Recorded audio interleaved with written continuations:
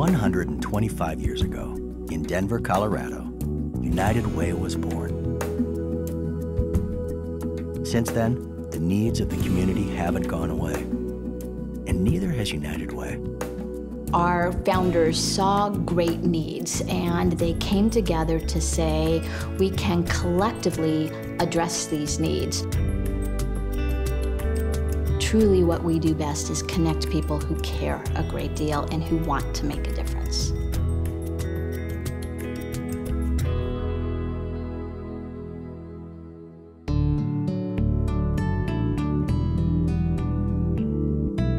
(211) functions as a referral center and a place to give people hope.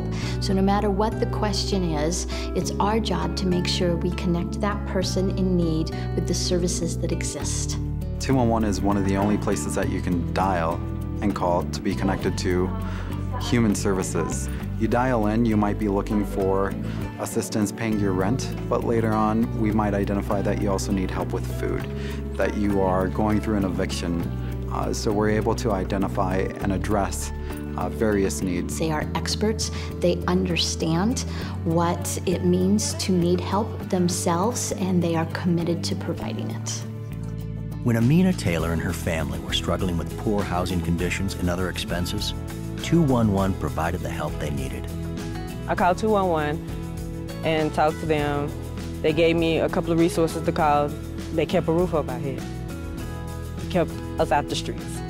Yeah, I think it's wonderful. I really, really, really do. It does take a special person to answer our calls because you have to have that compassion and understanding. They sit there day after day and take phone calls with the sole purpose of wanting to help and make a difference. And them, calling them made a difference, a huge one.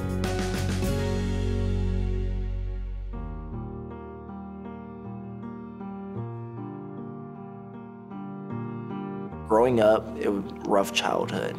A lot of drugs, gangs, uncles, cousins who were either dead or locked up. My mom, she became addicted to crack cocaine. About a year, close to a year and a half, and she got me out of it. Pretty much, she changed her life.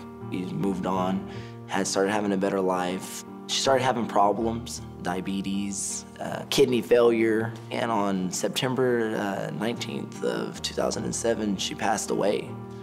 And now I was stuck where am I gonna go from here? You know, my mom's gone, I'm 16 years old, what is this gonna do for me? Luckily, I had legal guardians, and I became kind of rebellious, hanging out with the wrong crowd, you know.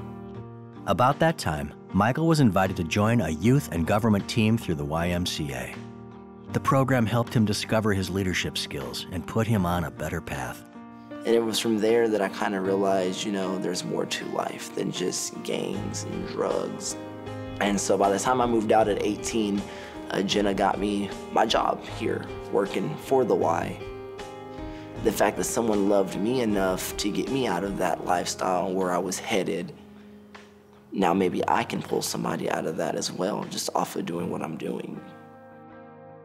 Some of the programs are geared towards helping them become leaders, and some are helping them to develop conflict resolution skills, which many of these children need to be able to figure out how to deal with conflict, you know, no matter whatever age group that they're in. With the Y and the Youth and Government program, I saw something in me that I never even knew I had, which is leadership skills. And so my heart is there for those kids because I know a lot of them probably went through what I went through. And that's actually why I wanted to do a career with the Y, is the fact that I am giving back to the community. The staff at the YMCA are very passionate, and they love what they're doing, or they probably wouldn't be doing it, and you can see the results. And you know, the YMCA has 4 core principles, and that's caring, honesty, respect, and responsibility, and that's not bad for anybody to live by.